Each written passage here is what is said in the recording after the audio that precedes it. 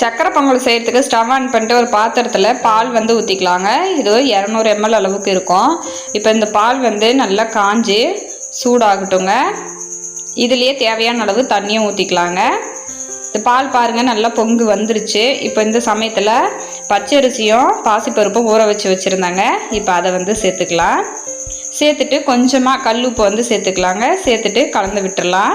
நம்ம சேர்த்துருக்கிற அரிசி பருப்பு எல்லாமே நல்லா வெந்து குழஞ்சி வரணுங்க. அந்தளவுக்கு நல்லா வேக வச்சுக்கோங்க. பாருங்கள் நல்லா குழஞ்சி வந்துருச்சு. பொங்கல் வந்து நல்லா பொங்கி வந்துருச்சு. இப்போ இந்த சமயத்தில் துருவி வச்சுருக்கிற வெல்லத்தை வந்து சேர்த்துக்கலாங்க. சேர்த்துட்டு இப்போ அதையும் கலந்து விட்டுறலாம்.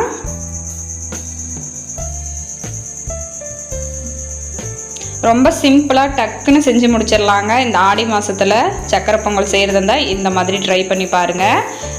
டக்குன்னு செஞ்சு முடிச்சிடலாம். அந்த அரிசி வேகிற டைம் மட்டும்தான் நமக்கு எடுக்கும், மற்றபடி சீக்கிரமாக ஆகிடுங்க. வாசனைக்காக ஏலக்காய் தூள் சேர்த்துட்டு அதையும் கலந்து விட்டுட்டு இறக்கி வச்சிடலாங்க. இப்போது தாளிப்பு சட்டியில் நெய் ஊற்றி முந்திரி திராட்சை இது ரெண்டுத்தையும் சேர்த்துட்டு அது நல்லா ப்ரௌன் கலர் வர்ற வரைக்கும் இந்த மாதிரி வறுத்துக்கலாங்க. இப்போ வறுத்த முந்திரி திராட்சையை சக்கரை பொங்கலில் வந்து சேர்த்துக்கலாம். சேர்த்துட்டு இப்போ கலந்து விட்டுறலாங்க. அவ்வளோதான், நல்ல தித்திப்பான நல்ல மணமான சக்கரை பொங்கல் வந்து சூப்பராக ரெடி ஆகிடுச்சு பாருங்கள். கண்டிப்பாக நீங்களும் இதே மாதிரி ட்ரை பண்ணி பார்த்துட்டு எப்படி இருந்ததுன்னு கமெண்ட்டில் சொல்லுங்கள். மறக்காமல் லைக் பண்ணி சப்ஸ்கிரைப் பண்ணிக்கோங்க.